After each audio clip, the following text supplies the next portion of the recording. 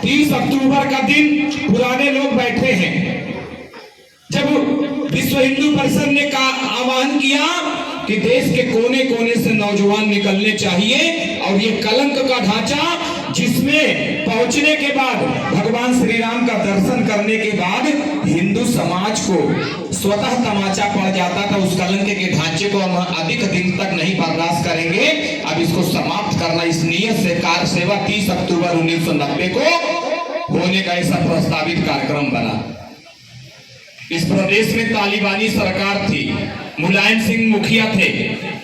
मुलायम सिंह ने कहा कि अयोध्या में परिंदा पर नहीं मार सकता, लेकिन देश के नौजवानों ने चुनौती को उनको स्वीकार किया, उनके तालिबानी फरमान को स्वीकार किया और कहा कि हम 1, 2, 4, 5 हजार लोग नहीं बल्कि लाखों की संख्या में पहुंचकर उस कलंक के ढांचे को हटाएंगे।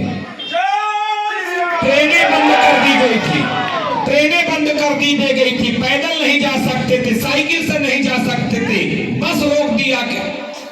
तमाम ऐसे प्रतिबंधों के बावजूद लाखों की संख्या में हिंदू समाज अयोध्या में पहुंचकर और उस कलंक के ढांचे पर भगवा ध्वज लहराकर एक बार पूरी दुनिया के सामने अपने शक्ति का एहसास कराया और पूरी दुनिया को कहा कि जिस हिंदू को तुम कमजोर आंक रहे हो उस हिंदू वो हिंदू है क्या, कि माना कि विश्व के नक्शे में तादाद हमारी कम है, निज स्वाभिमान को तजा नहीं किया, इतना गौरव कम है और हमसे कौन लड़ेगा, किसमें इतना दम है, राम सिवा राणा का बेटा जग में किससे कम है।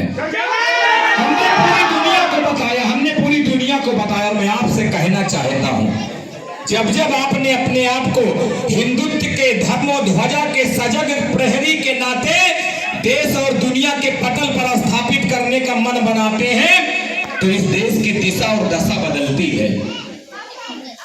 मुलायम सिंह यादव की व्यवस्था में सैकड़ों राम भक्तों के सीने पर गोलियां, राम भक्त के मन में बस एक उत्साह कि राम लला हम आए हैं तो मंदिर यही बनाएंगे, और ऐसा कहने वालों के सीने पर मुलायम सिंह यादव की गोलियां चलती है। और विश्व के इतिहास में ऐसा पहला गोलीबारी जिसमें किसी के पीठ पर गोली नहीं लगा था, सबके सीने पर गोली लगा था। मतलब क्या कि मुलायम सिंह यादव की गोलियां कम पड़ गई थी लेकिन राम भक्तों के सीने कम नहीं पड़े थे। ये करके हमने दिखाया है।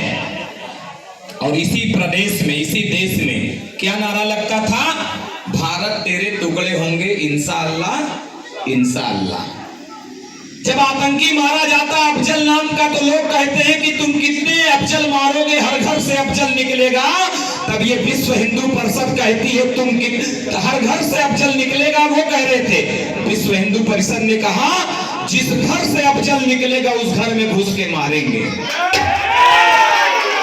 अफजल की जरूरत नहीं है, यहाँ पीर अब्दुल हमीद की पूजा होती है। रसखान बन के रहोगे तो आपका स्वागत है, लेकिन अगर भारत को टुकड़े करने का किसी ने सपना देखा तो ये माताएं बहनें भी पीछे नहीं रहेंगी उसके सपने को चकनाचूर करने के लिए। और हमने किया भी है। पहले क्या होता था, पहले इस देश में आतंकी आते थे, जहां चाहते थे बम फोड़ के चले जाते कि नहीं चले जाते थे, चले जाते थे ना। आज किसी की हिम्मत नहीं, क्यों? क्योंकि आपकी एकता का परिचय का डंका जो पूरी दुनिया में बज रहा है। नरेंद्र मोदी जी जब दुनिया के किसी कोने में जाते हैं वहां क्या होता है, भारत माता की। ये परिवर्तन जो आया है ये कब से आया है, जब से आपने अपने आप को हिंदू प्रदर्शित किया। इसके पहले हम क्या थे, हम वर्मा थे, हम ठाकुर थे, हम पंडित थे, हम तमाम जातियों में बटे थे। लेकिन मैं आपसे पूछना चाहता हूं, जिन लोगों को ये गलत फहमी है कि हिंदू जातियों में बटा है, उनको मैं खुली चेतावनी देकर और कहना चाहता हूं कि जाकर देखिए, अभी अगले माह कुंभ होने वाला है। मौनी अमावस्या वाले दिन 3 करोड़ लोग स्नान करने वाले हैं। वहां कोई किसी से पूछता है क्या आप किस बिरादरी के हैं? पूछता है क्या? जरा बोलते रहिए, पूछता है क्या? वहां तो एक रंग में रंगे रहते हैं, बस क्या है, हर हर महादेव, जय गंगे मैया, जय सरजू मैया, जय श्री राम का उद्घोष करके लोग एक सूत्र में नजर आते हैं। वहां पर पंगत में बैठकर भंडारा लेते हैं। अपने पड़ोसी से कोई पूछता है क्या आप किस बिरादरी के हैं? लेकिन गांव में जब आते हैं तो हम हिंदू नहीं रह जाते। और इसी का फल, इसी का फायदा विपक्षी उठाता, विधर्मी उठाते हैं। तो मैं निवेदन करने आया हूं कि आज ये बड़े सौभाग्य से हमारे बीच में आया है। देश भर में 200 अक्षर कलश और इल्तफातगंज में उसमें से एक अक्षर कलश उपस्थित हो, मौजूद हो, उसका दर्शन हम कर रहे हैं, उसका पूजन भी करेंगे, उसकी आरती उतारेंगे। तो ये तो जीवन इस पीढ़ी का धन्य हो गया। जिन लोगों ने इस सपना को देखते देखते असमय मौत के गाल में समा गए, उनके सपने को साकार होते हुए आज हम और आप नंगी आंखों से देख रहे हैं। भगवान श्री राम 14 वर्ष बाद लौटे थे ना, जब हम दीपावली मनाते हैं। बोलिए भाई, कौन कौन मनाया था दीपावली? कौन कौन मनाता है? अच्छा, संपूर्ण अयोध्या वासी। अब यहाँ तो केवल इल्तफातगंज के लोग हैं, सब लोग दीपावली 14 वर्ष बाद भगवान लौटे थे तो हम दीपावली मनाते हैं। हम तो 500 वर्ष बाद अपने घर में जा रहे हैं, तो केवल दीपावली मनाना है, उससे अलग कुछ होना है ना। तो मैं बताना चाहता हूं कि क्या करना है। अपने अपने घरों पे मोटा वाला डंडा और भगवा झंडा कौन कौन लगाएगा? जरा हाथ उठाकर बताइए। हाथ, पंजा नहीं, मुट्ठी बांधिए। यही पंजा तो 70 सालों से अपने देश को गर्त में ले जाने का काम किया है। मुट्ठी बांधिए जरा और एक बार बोलिए बजरंगबली की, बजरंगबली की। भगवा झंडा कब लगाना है? 21 तारीख को सबके घरों पर भगवा ध्वज लग जाना है, ठीक है ना? फिर क्या करना है? 22 तारीख को 11 बजे से 1 बजे तक भगवान श्री राम को बड़े भाव के साथ, अनुष्ठान के साथ 4000 संत, देश के यशस्वी प्रधानमंत्री नरेंद्र मोदी, उत्तर प्रदेश के यशस्वी मुख्यमंत्री योगी आदित्यनाथ के मौजूदगी में राम जी उस अस्थाई मंदिर से उठाकर उस दिव्य और भव्य भवन में जाने वाले हैं। ये कार्यक्रम 11 बजे से 1 बजे तक करेगा। हमको 11 बजे से 1 बजे तक अपने नगर में जितने भी मंदिर हैं, सभी को एक एक मंदिर गोद लेकर वहां पर बैठकर श्री राम जय राम कर सकते हैं कि नहीं कर सकते? कर सकते हैं। बोलिए, कर सकते हैं नहीं कर सकते? और जिसको भजन नहीं याद होगा, अभी मैं भजन याद भी करवाने आया हूं। 11 से 1 ये करना है। शाम को अपने घरों पर कम से कम 5 दीपक जला सकते हैं कि नहीं जला सकते? कम लोगों का हाथ उठा, जो जो जलाना चाहता हूं जरा सारे लोग हाथ उठाइए, ठीक है? 5 दीपक कम से कम जलाना है। मैंने तो तय किया अपने घर पर 500 दीपक जलाऊंगा। 11 बजे से 1 बजे तक भजन कीर्तन सत्संग भी करूंगा और बड़े मन से प्रसाद अपने हाथ से बांटकर अपने दरवाजे पर बांटूंगा। मैं इतना तय किया हूं। शाम को फिर अपने घरों को सजाऊंगा। मंदिर भी मैंने तय कर लिया कि किस मंदिर को मैं गोद में लेकर वहां कम से कम 200-300 लोगों के साथ भजन कीर्तन करूंगा। ये तो मैंने तय कर लिया है। अब आप क्या तय करते हैं ये आपके ऊपर निर्भर करता है। ये जहां पर हम बैठे ये सोना सोना रहेगा, उस दिन तो अच्छा लगेगा कि भाव भक्ति होगी तब अच्छा लगेगा। तो सबकी जिम्मेदारी बनती है यहाँ पर हो, लेकिन अगर और भी कहीं मंदिर है तो उन सारे मंदिरों पर सजाकर कोई एक व्यक्ति आवे, कोई एक परिवार आवे, मंदिर को धुलाई पुछाई रंगो रंगन करना चाहिए, दीपक जलाना चाहिए, भजन होना चाहिए और प्रसाद बांटना चाहिए। राम जी आ रहे हैं, सबको खुशी है ना? मैं माताओं बहनों से विशेष आग्रह करता हूँ, उस दिन अपने हाथों से प्रसाद बनाकर बांटिएगा। अपने दरवाजे पे भले 10 लोगों को बांटिएगा। अपने हाथों से क्या करेंगी? 3 लोग बांटेंगे। जो मैं पूछूंगा सबको बोलना है।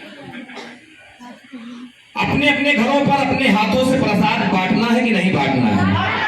सभी लोगों को बांटना। मैं किसी के घर पहुंच सकता हूं प्रसाद लेने। रेडीमेड प्रसाद नहीं चाहिए कि बाजार से लड्डू खरीद के लाए, बाजार से बर्फी खरीद, वो नहीं चाहिए। बढ़िया, जैसे पहले अपने घर पर मेहमान आते थे तो तैयारी होने लगती थी, प्याज काटना, बेसन भूजना, सूजी भूजना होता था ना। लेकिन अब क्या है, अब जब मेहमान घर में आके बैठ जाता है तब घर में माताएं बहनें कहती जल्दी करो, मौसा दुहार आए के बैठा है। ये जो नैतिकता गिरावट आई है मेहमानों के प्रति, जो हमारी संस्कृति क्या कहता, अतिथि देवो भव। लेकिन आज अतिथि हमारे घर आ जाता है तो हमको बड़ा कष्ट होता है। मेहमान जानता हूँ होता ही है, ये भले कोई कहे कि नहीं करता। मैं ये बात माइक हटा के इसलिए कह रहा हूँ कि पड़ोसी ना जाए। तो हम सब उस दिन भगवान श्री राम आने वाले हैं। भगवान श्री राम आने वाले हैं तो अपने घर पे मेवा मिष्ठान बनाइएगा, मैं किसी के घर आ सकता हूं, तो इसलिए सभी लोग तैयारी करिएगा। ये कलश अभी 1 तारीख से 15 तारीख तक कार्यकर्ता आपके बीच में एक राम जी के मंदिर का प्रस्तावित मॉडल का चित्र और विश्व हिंदू परिषद किस तरीके से, कितने खंबे लग रहे हैं, कितनी ऊंचाई रहेगी, कितनी चौड़ाई रहेगी, ये सारा विषय एक पत्रक आपके घर घर पहुंचाने वाले हैं। तो 22 तारीख को मैंने आग्रह किया है, उसका निमंत्रण भी कार्यकर्ता आपके घर आके देंगे। लेकिन अगर किसी कारणवश किसी के घर पे वो अक्षत ना पहुंचे तो इसका मतलब ये नहीं कि हम मेवा मिष्ठान नहीं बनाएंगे, दीपक नहीं जलाएंगे। दुश्मनी उससे हो सकती है, राम जी से कोई दुश्मनी है क्या? सभी लोगों को ये काम करना है। और ऐसा निवेदन मैं प्रतिदिन 3-4 कार्यक्रम करके कर रहा हूं। मुझे खुशी है क्योंकि मैं राम कोठारी को अपने हाथों से उसके शव को उठाकर वाल्मीकि भवन में पूज्य अशोक सिंघल जी नित्य गोपाल दास जी के पास ले गया था। वो बाटी तड़पता हुआ मैंने देखा था जब 2 भाई राम कोठारी और शरद कोठारी कलकत्ता से चलते हैं और मन में वही उत्साह कि राम लला हम आए हैं, मंदिर यही बनाएंगे। तड़कड़ मुलायम सिंह यादव की गोलियां उनके सीने पर चलिए, मेरे सामने की बात है। वो दृश्य मैंने देखा है, कश्मीर का फाइल आपने देखा, वो दृश्य मैंने कश्मीर में जाकर देखा है। उसका 10वां हिस्सा भी उस फिल्म में नहीं दिखाया गया, जो दंश कश्मीर में हिंदुओं ने झेला है। इसलिए हम सभी ये परम सौभाग्यशाली हैं जो इस समय इस अक्षत कलश का दर्शन कर रहे हैं। तो 22 तारीख को क्या करना है ये सबको पता है। मैं एक बार पहले भी बताऊंगा, बाद में बताऊंगा। जितने लोग सोशल मीडिया चलाते हैं, फेसबुक, इंस्टाग्राम, ट्विटर, व्हाट्सएप और भी तमाम चीजें हैं, जो जो चलाता है आज इस कलश के साथ पूजन करते हुए का फोटो लेकर अपने फेसबुक पे डालेगा कि आज मर्यादा पुरुषोत्तम भगवान श्री राम की जन्मस्थली से पूजित अक्षत कलश का दर्शन करने का, पूजन करने का सौभाग्य प्राप्त हुआ और मैं अपने घरों को 22 तारीख को सजाऊंगा। ऐसा करके सभी के फेसबुक पे लगना चाहिए। सब लोग लगाएंगे ना? जितने ज्यादा प्रचार प्रसार आप सभी के माध्यम से हो जाएगा तो मेरा काम हल्का हो जाएगा। तो यही इतना निवेदन करना था। माताओं बहनों से विशेष आग्रह किया गया था कि आरती का थाल अपने साथ लेके आए। अभी जब सूचना दी जाएगी तो सभी लोग अपने आरती का थाल सजाकर और दिव्य और भव्य मंदिर से पूजित अक्षत कलश का पूजन करेंगे। उसके पहले मैंने कहा था कि भजन आपको शायद न याद हो, तो आइए भजन याद भी कर लेते हैं। बोल सियापति रामचंद्र की।